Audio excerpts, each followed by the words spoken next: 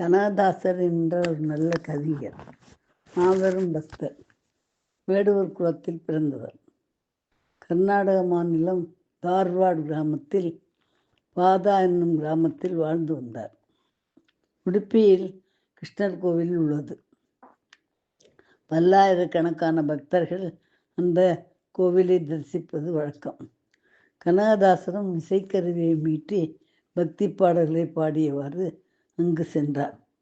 அங்குள்ள பூசாரிகள் அவரை கோவிலுக்குள் அனுமதிக்கவில்லை. வேடுவர் குலத்தைச் சேர்ந்த நீ கோவிலுக்குள் நுழைய எவ்வளவு நெஞ்செழுத்தம் பெற்றிருக்க வேண்டும் என்று பேசினர். ஆனால் அங்கிருந்து நகரவில்லை கனகதாசர். அங்கேயே நின்று பக்தி கீதங்களை பாடிய வண்ணம் இருந்தார். அவரை பிடித்து தள்ளினார் ஒரு பூசாரி. கோயிலை வலம் வந்து அதன் பின்னே உள்ள சுவர் மீது சாய்ந்து நின்றார் கனகதாசர்.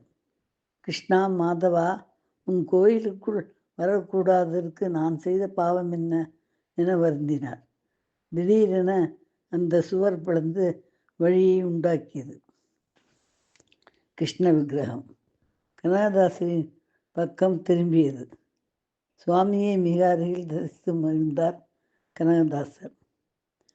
இன்றும் அந்த வழி கோவிலில் உள்ளது. அதை கனகதாசர் வழி என்றே போற்றுகின்றனர்.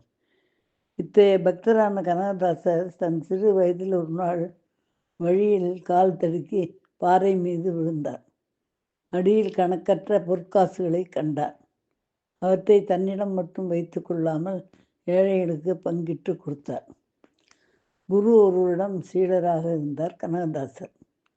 ஒரு நாள் சீடர்கள் அனைவரையும் அழைத்து ஒவ்வொருவருக்கும் ஒரு வாழைப்பழம் கொடுத்து யாரும் பார்க்காத இடத்துக்கு சென்று பழத்தை சாப்பிட்டு வாருங்கள் என்று கூறினார் குரு.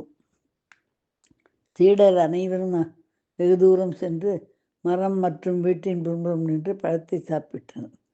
ஆனால் கனகதாசர் தான் எடுத்து சென்ற பழத்துடன் திரும்பி வந்தார். அவரிடம் ஏன் சாப்பிடவில்லை என்று கேட்டார் குரு.